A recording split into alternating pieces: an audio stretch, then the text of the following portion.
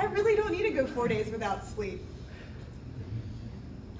I hope this is not too personal, but have you met resistance from family members or friends of your family who are not interested? Oh, for sure. Yeah, who knows what's going to happen when this comes on? I mean, they all know what's going on because they're, have their consent to film. It's hard. Change is hard. It is hard to look at those, uncomfortable places within ourselves. So yeah, I have. But there's been a lot of gratitude because things are better. Because, something happens and you're like, well, this is happening, but this is why this is happening. And there's a lot of healing that's come from this, which is way more important than any success that we may or may not have with the film, is that in my family, as uncomfortable as this may be, we've been able to talk about things that were not talked about for generations. And I also will be very fair. There is always a reason a person behaves the way they behave. Doesn't mean that we can't excuse the behavior, but I think it's very important that we're fair, that I'm fair as a journalist and as a filmmaker about this person may do this, but here's probably why they're doing that. And so that's my code of ethics in terms of how do I tell a story.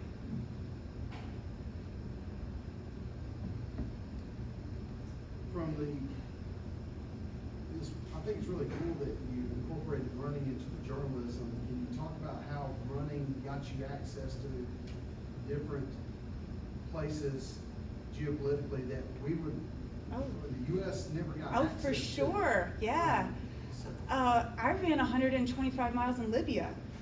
I was the first American to see those parts of Libya and the last, because there was this time in 2009 when Gaddafi was still in power where Libya opened up. But you still couldn't really get into this particular part of Libya. But I got into it because I was like, I'm running a 125-mile race. I'm not political at all, which I wasn't. I really was running a 125-mile race. And I organized the first team of Americans, it was me and 4 other Americans, to run in parts of Libya that Americans had probably not seen for 30 years. And I got to meet people who had never met an American before.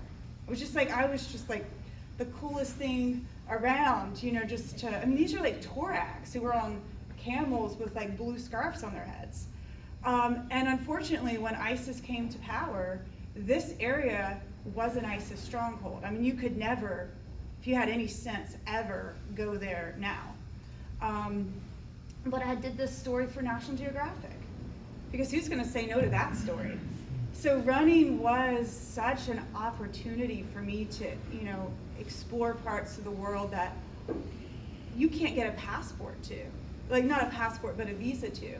I also, in the Uyghur region of China, which is now, it's the biggest genocide that's happening in our time, is happening right now in the Uyghur part of China. And even in 2008, you could not get to that part of China. But I was running a 300-mile race. So they gave me a visa to that part, the Chinese government gave me a visa to that part of China, and I was able to bring those stories of the people there to the world in a not political way, which is very important to me, that my work does not get political. I think you lose people when that happens, and I want to tell a human story. So running was such a great way to do that, and just gave me so much access. Folks like CNN and National Geographic embrace the running aspect of it also, and incorporate more of that into the story. Oh, that was the story. I made that the story, and then I would running was the thread of the story, and that's why I was able to sell it to them, because nobody else was gonna run 125 miles in Libya. One of the last stories I did for National Geographic for the New York Times was I climbed a 23,000-foot mountain in Argentina with a woman who has stage 4 lung cancer. And she was going on adventures with each of her 5 kids before she died. And amazingly enough, 4 years in, this woman's still alive with stage 4 lung cancer, which is just about impossible. But her last adventure was with her daughter, Bella, who was 20 years old. I mean, who wants to climb a 23,000 foot mountain with stage 4 lung cancer? But this woman did. And I was able to tell that story. And you know, it's really inspiring. Like, think about what you would do if you got a terminal diagnosis. Like, I'd want to hide in bed for a while. But this lady took a different path. And I actually think that might be why she's still alive. So it was, you know, just such an opportunity to show how resilient the human spirit is. Hey, Rebecca. There's some folks on Zoom. You know, I've seen a couple people here wanting to know if you do other speaking engagements, or if you're ever able to do a talk at a high school or another Rotary club. Or Sure. I don't want you guys to feel like I'm cheating on you in any way. Well, I would expect you to just go to them via Zoom. Right. Okay, so you would. Yes. We are in a push, like, to get, you know, like, I'm also in a fundraising push to get this film finished. Oh, go ahead. Question, I know you focus a lot on physical abuse. Do you cover in your films the mental abuse? Oh my gosh, yes, because that's every bit as real as physical abuse, and in some ways worse.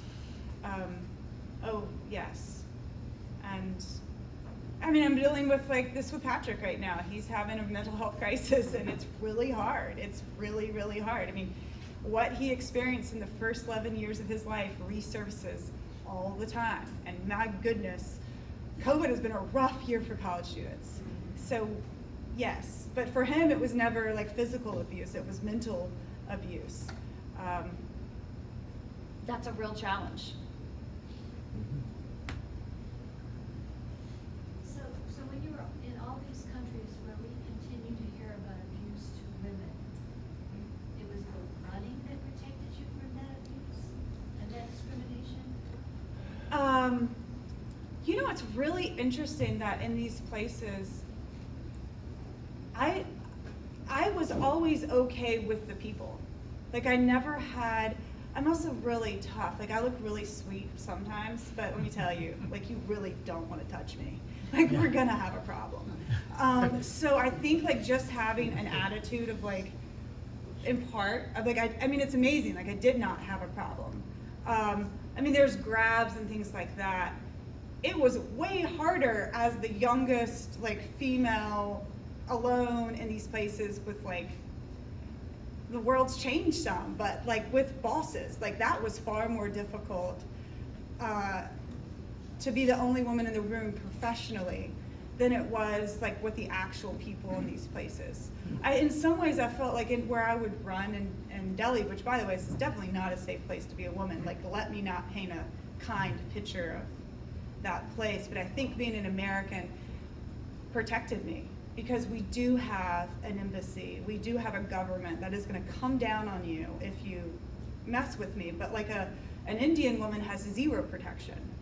She can't even culturally say if anything's happened to her. I'm going to like burn the city down saying that something's happened to me. I mean, that's a total different perspective, right? So I think that in some ways that was a protection for me. Does that answer your question? Are there any other questions? Well, thank you so much for your time.